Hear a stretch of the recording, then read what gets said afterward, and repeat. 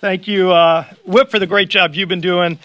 And it's good to see all of you. A lot of friends here. I'm looking at Chad because believe this or not, I miss getting chased through the halls of Congress by Chad Pergram. Last night, I got to get that opportunity again coming back to work as we were doing the rule vote, pre and post rule vote, as well as the other things we're doing.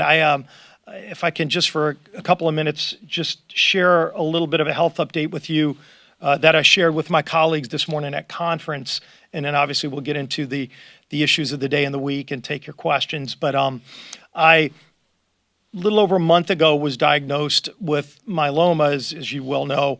But we had quick decisions to make in the hospital, and that was, do we go into an aggressive form of chemotherapy? And luckily, my oncologist in New Orleans, who we continue to consult with on a very regular basis, has been phenomenal at walking me through, what I need to do to first focus on my health, because that has been the main focus, is how do we address the cancer, because the cancers would put me in the hospital and was doing a lot of damage to my body. And so we had to get control over that and have a plan. And luckily they had a plan. They had treatments that have been approved by the FDA for many, many years on this form of cancer that many, many people have been using for decades, thank God.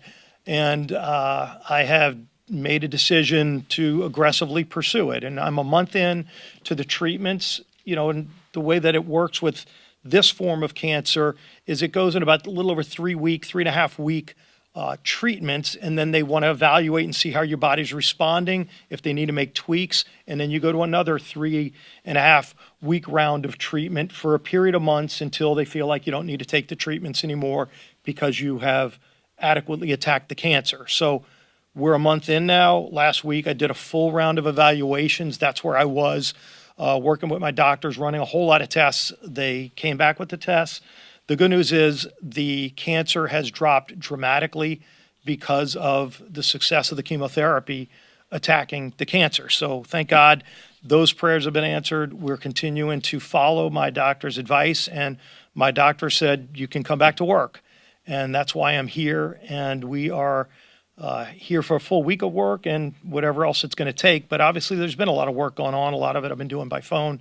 It's a lot nicer to be doing it here in person with my colleagues. And as I thanked Tom Cole and the Rules Committee for the work that they did, not just passing a rule, but think of all the work that the Rules Committee did, putting together a rule that brought 4 bills to the floor this week and working with a lot of members, bringing over 440 different amendments to the floor that we started debating last night. We were here till about 12:30 last night voting on a number of those amendments. We'll have 2 long vote series today with 2-minute votes. We're able to accomplish a lot. We'll hopefully do a long vote series, probably around 4:30, and then this evening, depending on how many votes we get through, might be a late night 10:30 or so vote series.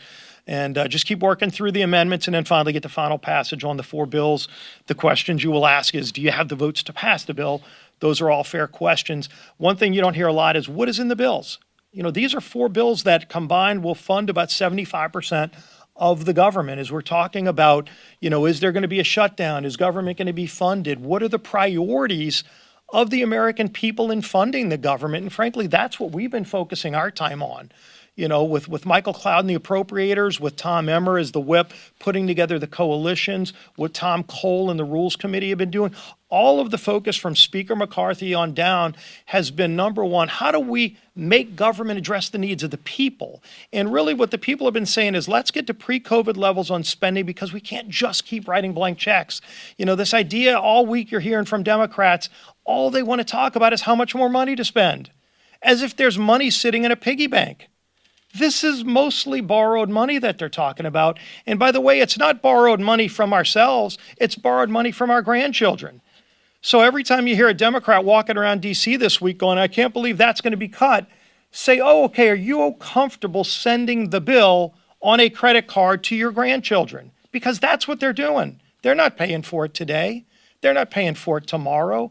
They want to track another $2 trillion in debt that's going to be sent to our grandchildren. to pay for things that government wasn't doing just 2 years ago. We need to get our government back focused on the things that matter to families in America, having a strong national defense and having a strong closed border. And we're going to be focusing a lot on getting this border under control, even though President Biden doesn't want to. You're even seeing people like Jay Johnson, who was the Homeland Security Secretary under Barack Obama, who started working on securing the border. Donald Trump secured the border. Joe Biden opened up America's border to devastating consequences. Has anybody asked the president, what is your plan to do with 8 million people that you've let into this country illegally, whatever the real number is? You know, you show me what your number is. Estimates are in the millions. And mayors all across America, including Democrat mayors all across America, are saying enough is enough. This crisis has to end, and President Biden doesn't care. Well, House Republicans do, and we are dealing with this issue. If you look at one of the things that's included in the rule we passed last night and the bills we're going to be bringing to the floor this week, including the Homeland Security funding bill, it deals with securing the border. David Joyce's bill combined with H.R. 2. It's all part of the rule that we put in a package.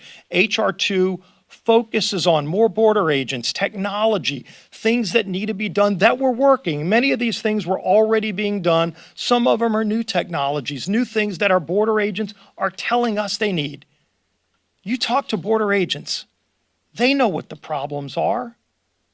President Biden doesn't want to listen to them. The vice president won't listen to them because they don't want to solve the problem. We do. And we're going to be focusing on not just properly funding the government, but securing America's border.